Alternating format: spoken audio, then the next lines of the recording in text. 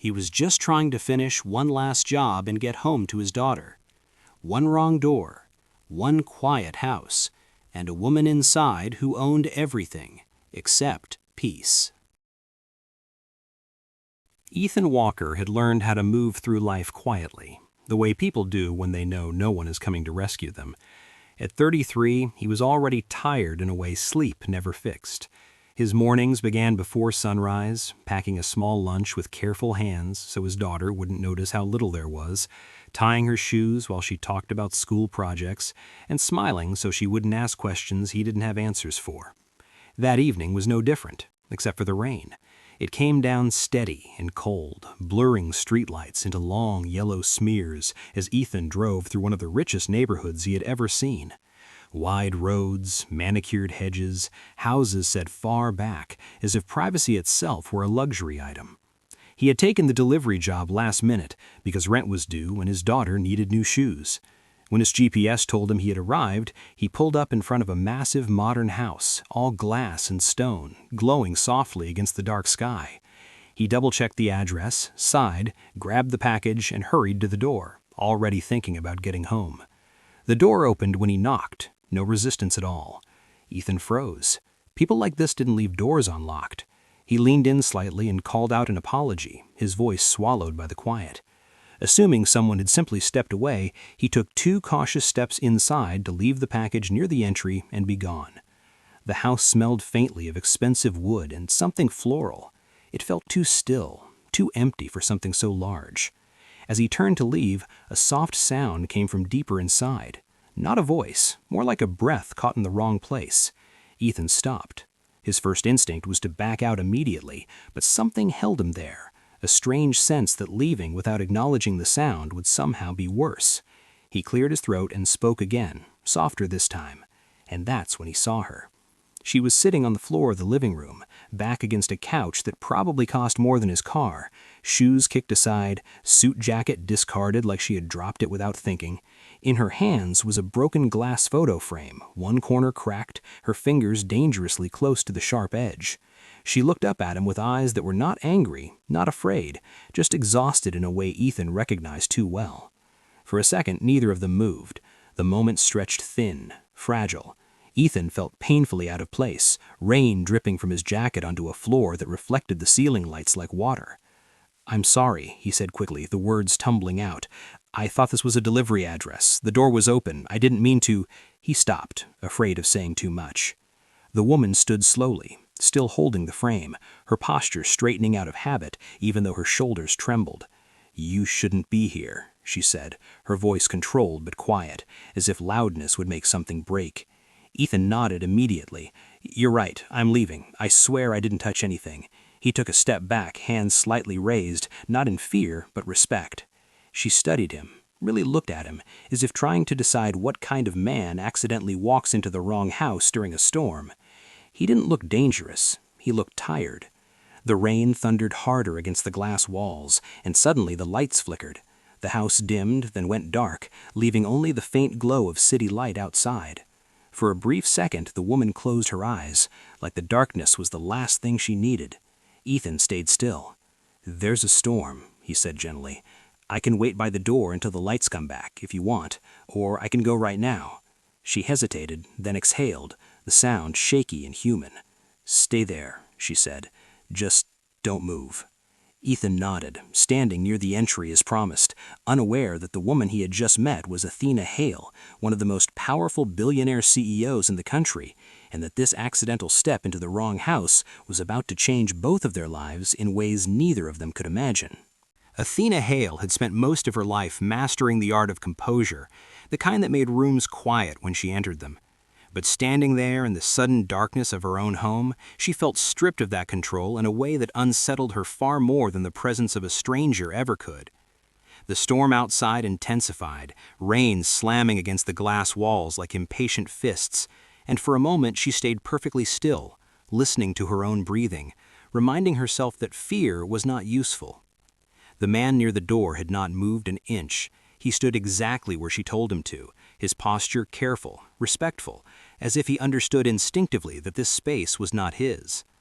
Athena set the broken frame down on a nearby table, wincing as the glass shifted, and wrapped her arms around herself.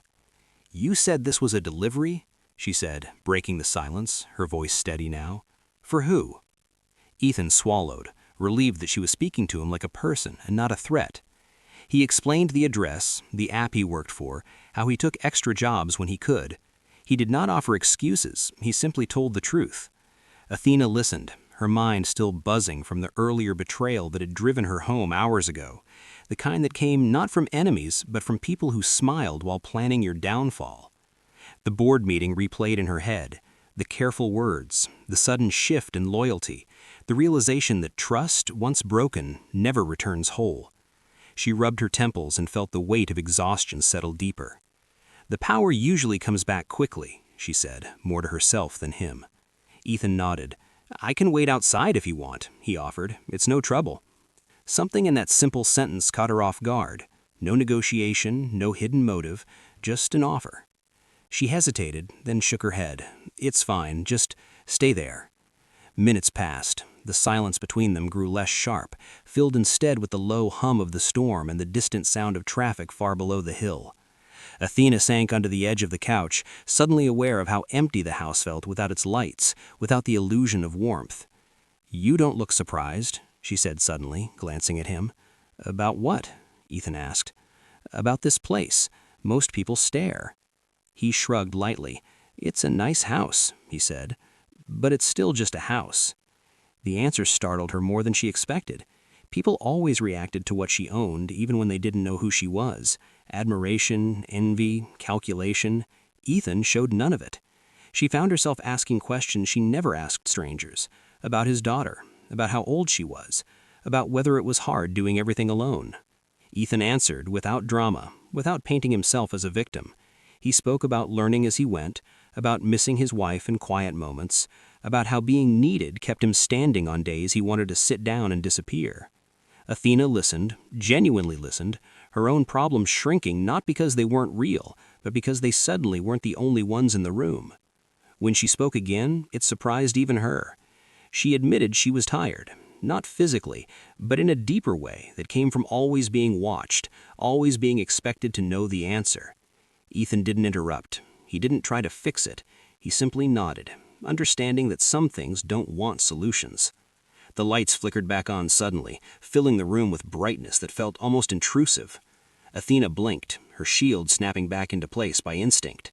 She stood, smoothing her hair, reclaiming the posture the world recognized.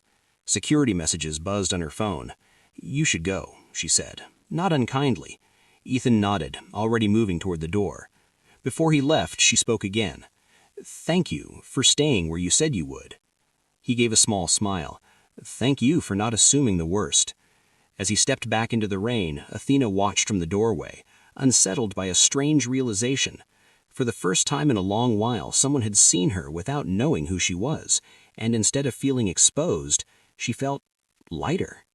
Ethan didn't think about the woman in the glass house for the rest of that night, not consciously at least, but the quiet way she had looked at him stayed somewhere beneath his thoughts, surfacing in small, unexpected moments over the next few days. Life returned to its familiar rhythm quickly, as it always did. Morning routines with his daughter, the rush to get her to school on time, the long hours of work that blurred together until his body moved on instinct alone. Yet sometimes, while waiting at a stoplight or standing in line for groceries, he remembered the way that house felt when the lights went out. Not grand or intimidating, but hollow. Athena Hale, meanwhile, found herself unsettled in ways she didn't have language for. Back in boardrooms filled with glass walls and confident voices, she performed as expected, decisive and precise, but her focus fractured more easily than usual. The memory of a stranger standing near her door, not asking for anything, not recognizing her power, lingered like a question she couldn't answer. She tried to dismiss it as exhaustion, but when she caught herself wondering whether Ethan had made it home safely through the storm, she knew it was something else. Curiosity, perhaps, or the discomfort of being seen in a moment she had not prepared for. A week later, their worlds brushed against each other again, in the most ordinary way.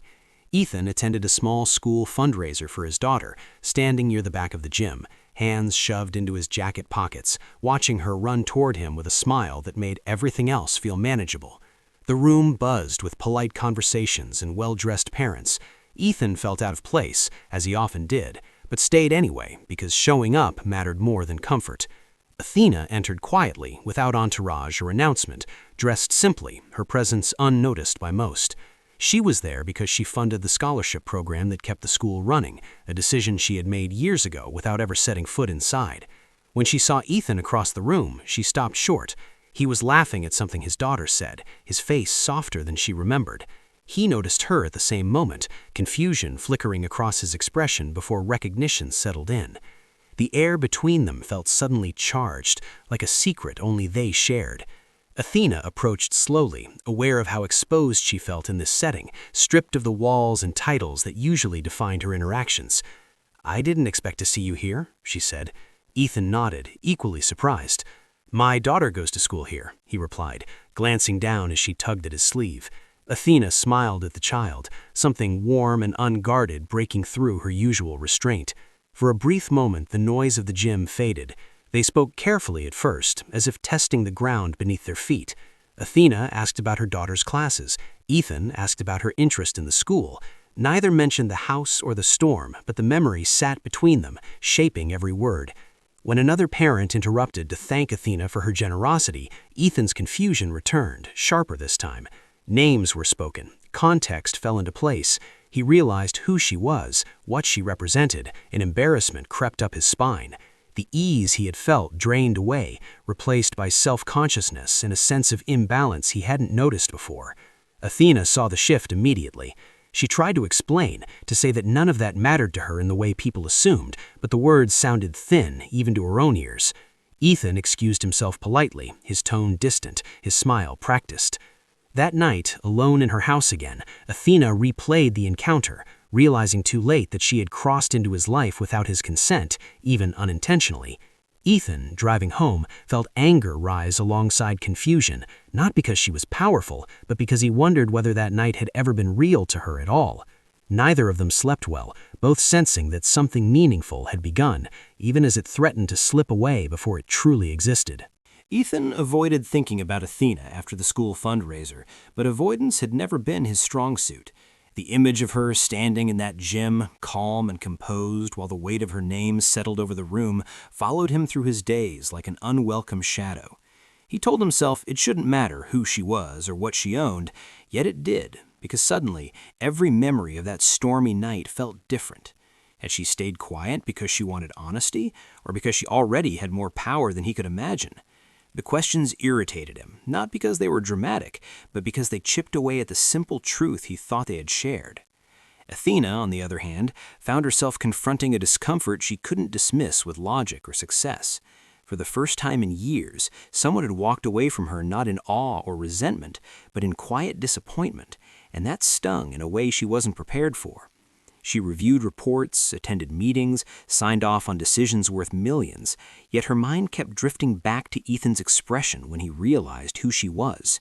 It wasn't anger, it was distance. That realization unsettled her more than open hostility ever could. Days turned into weeks, and silence grew between them, heavy and unresolved. Ethan focused on his daughter, throwing himself into routine, volunteering at school events, fixing things around the house that didn't need fixing. Stability, he reminded himself, came from predictability, not from moments that disrupted your sense of place. Yet even as he repeated that to himself, he noticed the quiet acts of help appearing around him. A surprise reduction in school fees, a community program that covered after-school care, anonymous, efficient, impossible to ignore. Ethan's instincts sharpened.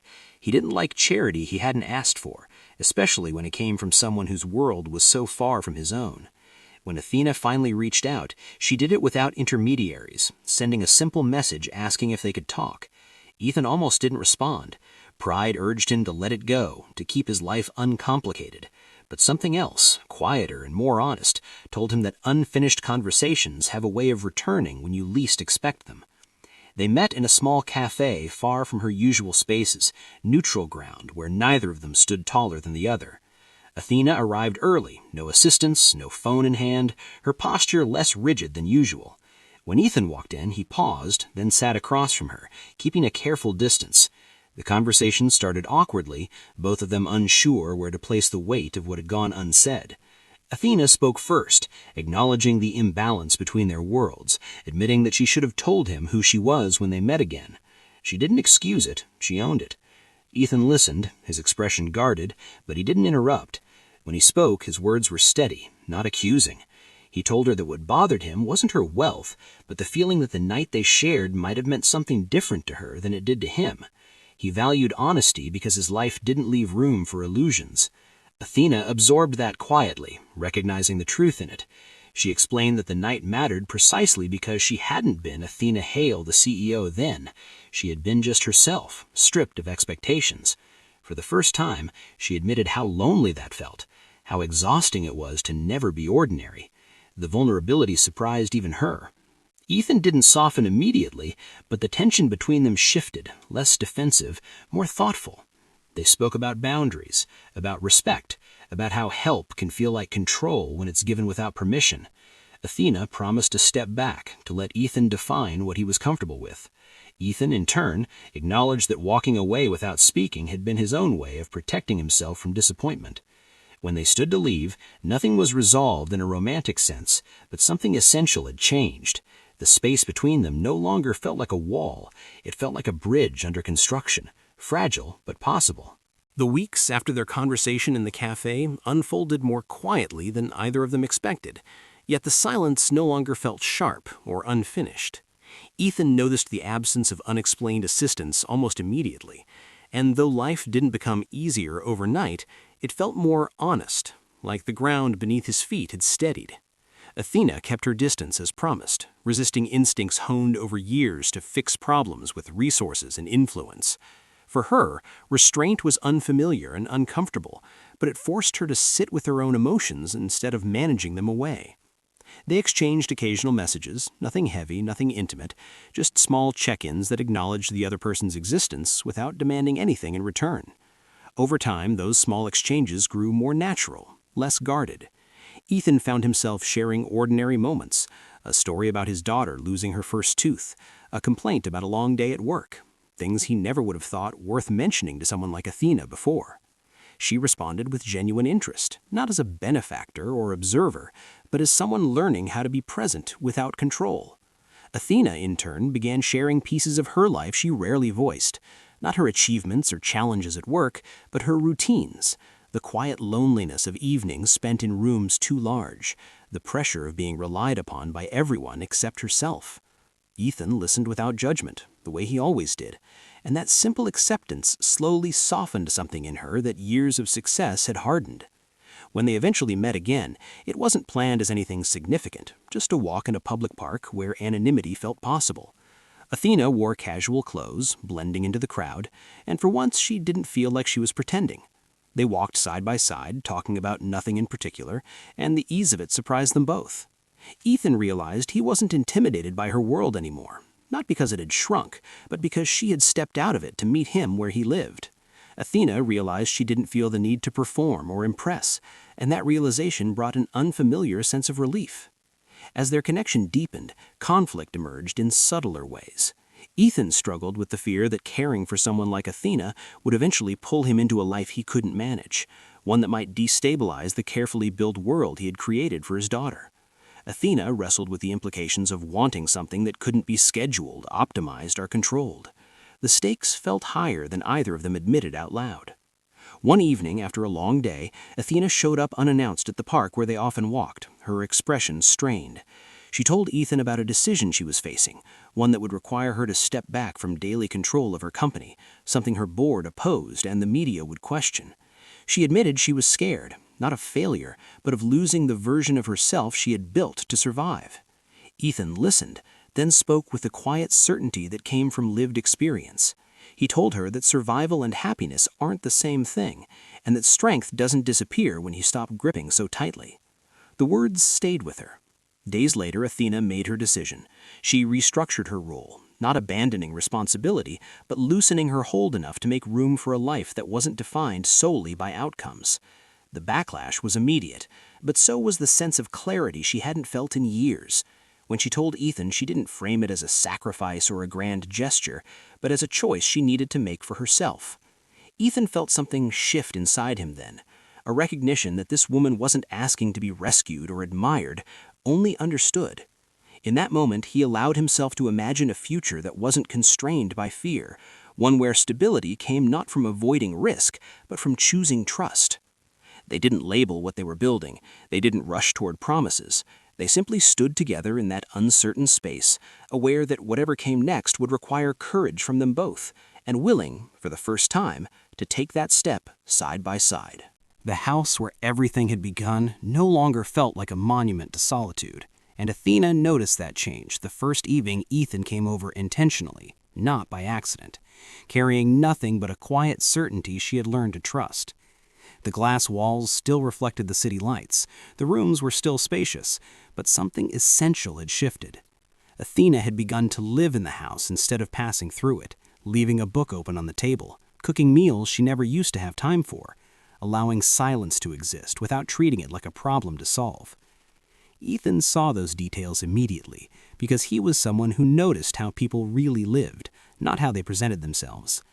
They sat together in the living room, talking about practical things first, his daughter's schedule, her school projects, the way change affected children, even when it was positive. Athena listened closely, aware that any place she held in Ethan's life would also touch his daughter's world, and that knowledge grounded her more than any boardroom responsibility ever had. There was no dramatic declaration between them, no sudden promise of forever. Instead, there was a shared understanding that whatever they were building needed to be careful, intentional, and honest. Ethan struggled at times with the visibility that came with being close to Athena, not because of envy or resentment, but because attention threatened the quiet life he had worked so hard to maintain. Athena respected that instinct, choosing discretion over display, learning that love didn't need witnesses to be real.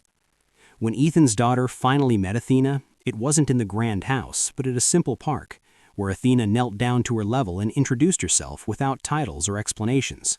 The child accepted her easily, asking direct questions and laughing without restraint, and in that moment, Ethan felt a weight lift that he hadn't fully acknowledged before. Athena, watching them together, realized that for the first time in her life, she wasn't measuring her worth by impact or influence, but by presence. Challenges didn't disappear. Athena still faced scrutiny for the choices she made, and Ethan still faced long days and tight budgets, but they no longer faced those things alone. They learned how to support each other without overstepping, how to offer help without turning it into control, how to disagree without retreating into silence. Ethan discovered that stability didn't mean avoiding change, it meant choosing the right kind of change, the kind rooted in respect. Athena discovered that strength didn't fade when shared, it multiplied quietly. Over time, the story of how they met became something they smiled about rather than analyzed, a reminder that life doesn't always announce its turning points with clarity. Sometimes it simply opens the wrong door at the right moment. One evening, long after the storm that had brought them together, Athena stood by the window while Ethan prepared to leave, and she asked him if he ever wished he had turned around that night instead of stepping inside. Ethan thought for a moment, then shook his head. He said that most of the important things in his life had come from moments he hadn't planned, moments where he had chosen kindness over caution. Athena took that in, understanding that the accident had not been the door, but the willingness to stay. As Ethan walked out into the calm night, no rain, no urgency, Athena felt something settle inside her, a sense of belonging that wasn't tied to place or power. Their lives had not merged into one perfect story, but they had aligned in a way that felt real, sustainable, and deeply human. And in that quiet alignment, they found what neither of them had been looking for, but both of them needed. A future built not on rescue or coincidence, but on two people choosing each other, again and again, with open eyes and steady hearts. If this story moved you, don't forget to subscribe to Drew Daily Stories. Share this story with someone who believes real love is built quietly, not loudly. Your support helps us bring more meaningful stories to life.